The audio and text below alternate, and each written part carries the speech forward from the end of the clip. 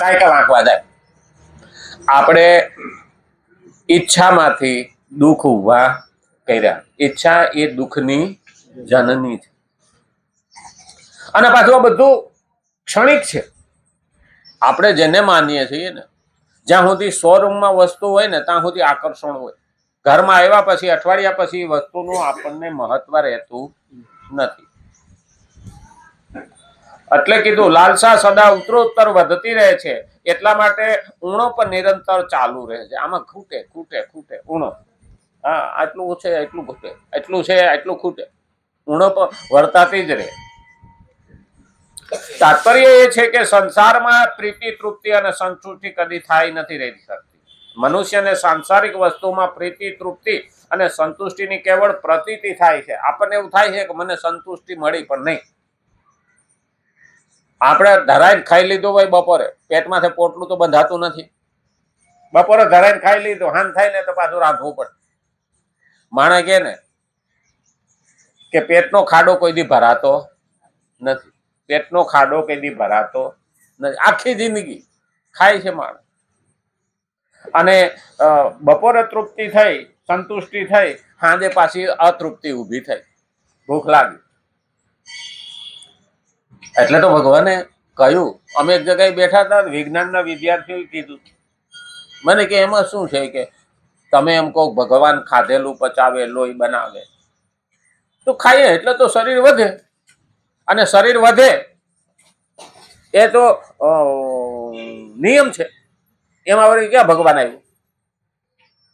એવું હવે વિદ્યાર્થીઓ બધા વિજ્ઞાનના, એટલે એને આપણે કેવું હું વિજ્ઞાન ભણેલો છે ને, પાછું દલીલ બહુ કરે. એટલે મેં કીધું ખાઈએ એટલે શરીર વધે, આવું? હા હા, એની દલીલ હતી, એની લોજિક લગાડ્યું. એટલે મેં એને કીધું હું કોઈ 2 વર્ષનો હોય તો 1 ફૂટનો થાય? તો કે હા. હું કોઈ 4 વર્ષનો હોય તો 2 ફૂટનો થાય? તો કે હા. હું 8 વર્ષનો હોય તો 4 ફૂટનો થાય? તો કે હા. ખાય એટલે શરીર વધે. હું કોઈ 16 ફૂટનો હોય તો 8 ફૂટનો થાય? વધે, ખાય એટલે વધે. તો કે હા. હું કોઈ 32 ફૂટનો હોય, 32 વર્ષનો હોય તો 16 ફૂટનો થાય? એટલે એની બાજુમાં બેઠો હતો ને, એને સમજણ પડી ગઈ કે અહીંયા ભરાઈ ગયા. હા, એટલે એની ઓલાને કોણી મારી કે હવે ધ્યાન રહે. પછી મેં એને કીધું હું કોઈ 64 વર્ષનો થાય, ખાય એટલે તો વધે ને, ખાવાનું તો બંધ કર્યું જ નથી. તારો નિયમ છે ને, કે કીધું વિજ્ઞાનનો નિયમ. 64 વર્ષનો થાય તો 32 ફૂટનો થાય. મને કે ત્રીજે માળે ભોડું કાઢે. હું તો મારા 5 ફૂટે 6 ફૂટે કેમ અટકી જાય? મને કે કુદરતી છે. હું ત્યાં ભગવાન કીધું તું આમથી પકડ કે આમથી પકડ. પણ ખાવાનું માણસ છેલ્લા શ્વાસ સુધી ચાલુ હોય, છતાં જ્યાં અટકી ગયું એનાથી આગળ જતું નથી.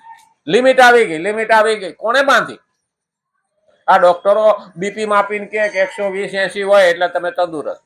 પણ એ નક્કી કોણે કર્યું? આ લોકોએ તો માપીને બતાવ્યું, પણ નક્કી કરનારો તો કોઈ કહેશે ને ઊંચું જાય તોય તકલીફ, નીચું જાય તોય તકલીફ. પણ આ ગોઠવું કોણે? એટલે ઈશ્વરને આપણે કાઢી નાખીએ છીએ અને આપણે એની જગ્યાએ મૂકી દઈએ છીએ. એટલે જ આપણે પાછા પડીએ છીએ. હૈણા ભગવાનને ભૂલી જાવ ને હું જ ભગવાન, આ ડખો હતો. પણ એમાં ક્યારે આપણે સફળ થતા નથી. ઠીક છે, હું ભગવાન છું એવું કહેવા વાળા છેલ્લે હું માણસ છું એવું કઈ મર્યા. હા, એક હૈણાકસ આવ્યો હતો ને એક બીજો આવ્યો હતો. એ કહેતો હું જ ભગવાન છું. મનુષ્યને સાંસારિક વસ્તુમાં પ્રીતિ તૃપ્તિ અને સંતુષ્ટિની કેવળ પ્રતીતિ થાય, વાસ્તવમાં થતી નથી. જો થતી હોત તો ફરીથી અરતિ, અતૃપ્તિ તેમજ અસંતુષ્ટિ ના થાય. જો તૃપ્તિ થતી જ હોત તો ખાધા પછી સાંજે ભૂખ ન લાગે. હા, પછી અમુકની યારે નફરત ન થાય. જેને પ્રીતિ હોય, ખરેખર છે ને સંબંધ હોય ને ત્યારે હારા હાંસતાનું કઈ જોતા નથી. એ તો એને મીઠું જ લાગે. હા, અને જેવો સંબંધ બગડે ને એટલે એને મોઢે ચાલુ થઈ જાય. આવા છે ને તેવા છે ને આમ હતું ને તેમ હતું ને પેલું હતું. તો અપ્રીતિ કેમ થઈ? પેલા પ્રીતિ હતી. હા, આ પ્રેમમાં પડ્યા હોય ને ત્યાં આંધળા હોય. કાલે હું એક ખમાસમાં જોતો હતો ને તો સુટકેસમાં ભરીને ઓલીને માર નાખી હતી, મોડેલ હતી. હા, હવે એ હિન્દુ હતી, ઓલો મુસલમાન હતો. છેલ્લે સાબિત થયું, ત્યાં સુધી તો એ એ એ એ કહેતો હતો કે મારું નામ રાહુલ છે, હું તો હિન્દુ છું. અને છેલ્લે એ મોડેલ હતી, સારું કમાતી હતી. પછી તો મા બાપનું ન સાંભળ્યું અને લગ્ન વિના ઓના ભેગી રહેવા જતી રહી. ઓલા પતાવી દીધી. એને કીધું તું મુસલમાન થઈ જા, ઓલી ન થઈ. માનને કાલે જ હતું.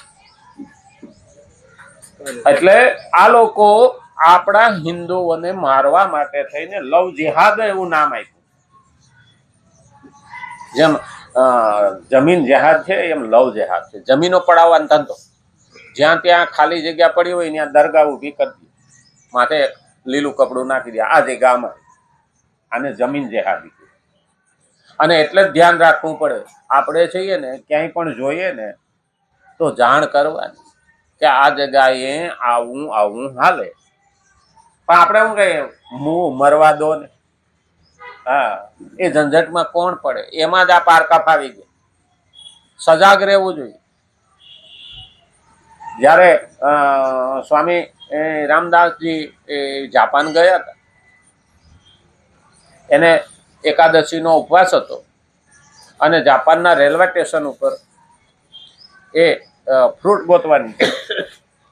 જાપાનના રેલવે સ્ટેશન ઉપર ફ્રૂટ વેચવાની, કોઈ પણ વસ્તુ વેચવાની મનાઈ છે, કારણ કે ત્યાં બધી વસ્તુ વેચે તો ગંદકી થાય. અને આપણે તો કેળા લીધા હોય તો એ રસ્તામાં નાખવા વાળા સાહેબ કે ભલે બીજો પડે.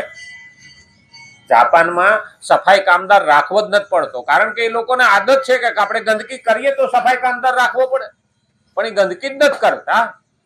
હાથમાં કોઈ પણ વસ્તુ હોય તો એ કચરાની ટોપલીમાં નાખે, અને કચરા ટોપલી ન હોય તો પોતાની પાસે થેલી હોય એમાં કચરો નાખી દે, પણ રસ્તામાં ક્યાંય નાખવાનું નહીં. એટલે તો એ લોકોના ઘરની આગળથી નાની નાની કેનાલો નીકળી, ન આવતી હોય તો લઈ આવે પર્વતોમાંથી, અને એમાં ચોખ્ખું પાણી.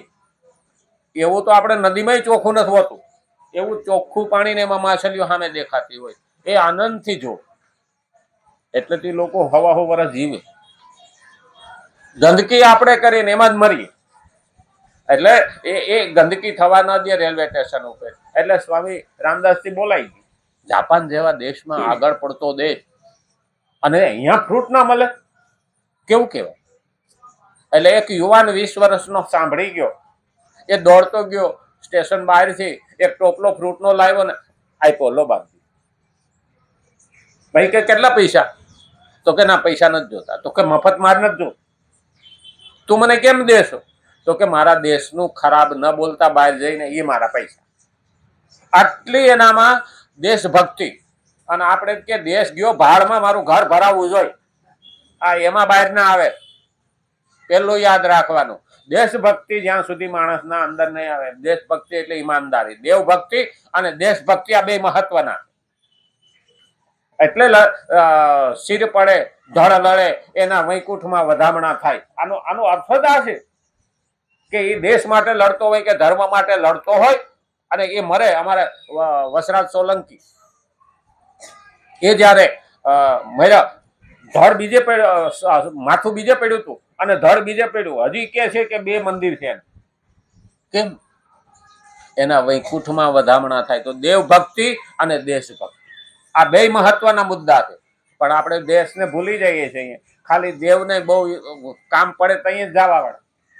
મેં તો એક ભાઈને કહ્યું હતું, હું તને આવું કેવું? તો કે એને ડિસ્ટર્બ બહુ ન કરાય ને. લે, ભગવાનને ડિસ્ટર્બ ન કરાય ને, એવો માણસ. એ કે હું તો બહુ ભાગ્યા વર્ષમાં એકાદી વાર જાઉં, એને હેરાન કરવાની શું જરૂર? હું કહું તું હેરાન થતો જાતો. તારે તો સવારે ઉઠે ત્યાંથી જ યાદ કરવો જોઈએ. સવારે ઉઠાડ્યું કોને? આ પહેલો આભાર તો એનો છે. ઉઠાડ્યા જ ન હોત તો આજ આપણે એમ કહીએ ને કે હું કોઈ કામનો નથી. જો કામના ના હોય ને તો ભગવાન ઉઠાડત જ. સવારમાં ઉઠ્યા એટલે માન લેવાનું કે આજનો દાડો મારા પ્રભુએ જરૂર છે એટલે ઉઠાડ્યો. અને સાંજે હુતા પછી ભગવાનને ખોળે માથું મૂકીને હુઈ જાય. હું સવારે ઉઠી છે એવો પૂરો ભરોસો છે. કોના ઉપર? ઈશ્વર ઉપર. નહીં રાતે ક્યાં હતા, કેવા હતા, કોના હતા, કેમ હતા, કઈ ખબર નથી. કેટલું બેંક બેલેન્સ હું કોણ ને મારું કોણ કઈ ખબર નહોતી. સવારે ઉઠીએ છીએ બધું જ યાદ આવી અને એટલે જ કીધું છે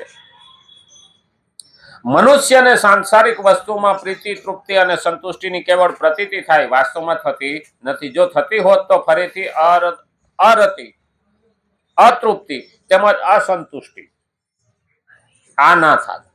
બહુ મહત્વનું છે.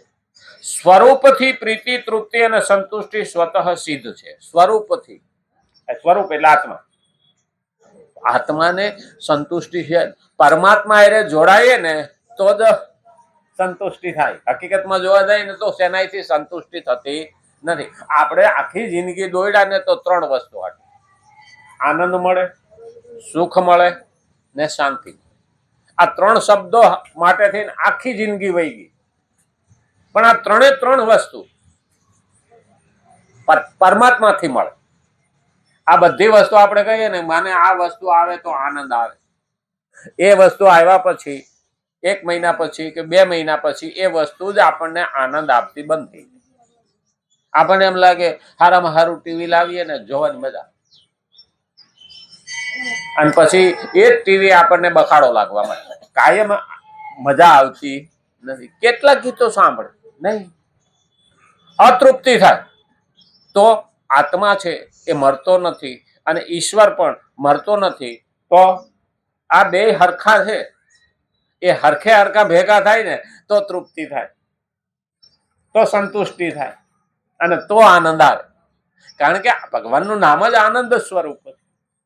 સચ્ચિદાનંદ સ્વરૂપ, સત ચિત આનંદ. તો